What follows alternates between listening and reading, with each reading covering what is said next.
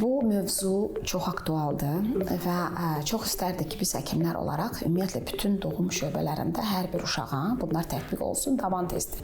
Çünki götürülmüş qan analizlərində bəzi xəstəliklər var ki, onlar mütləq gözə alınmalıdır. Məsəl üçün fenilketonuriya, hipertiroidizm, digər belə deyək bilirubinopatiyalar falan əslində qalsa neonatal skrininqdə aşkarlanır və bu səbəbdən mütləq şəkildə taban testi etməyiniz vacibdir.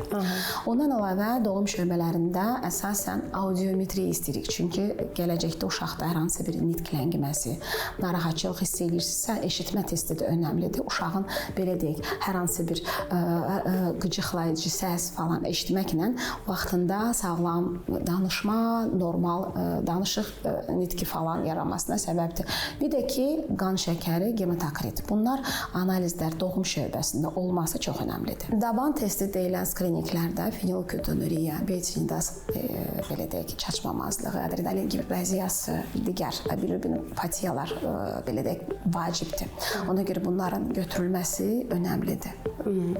Ondan da əlavə indi doğum şöbələrinin bəzilərində audiometriya testləri aparılır. Bu da önəmlidir. Çünki o eşitmə testi çox vacibdir. Uşaq böyüyür və nə vaxtsa həkim yanına 2 yaş yarımında gələn uşaqda ilk növbədə biz o test eləyirik ki, bilək ki, inkişaf ləngiməsində, nitq längiməsində önəmlidir. Yəni səbəb bu mu ola bilər ya yox. Bir də ümumiyyətlə hər bir uşaq doğulan zaman sağlam da olsa da qan şəkəri, bir də gematokrit önəmlidir.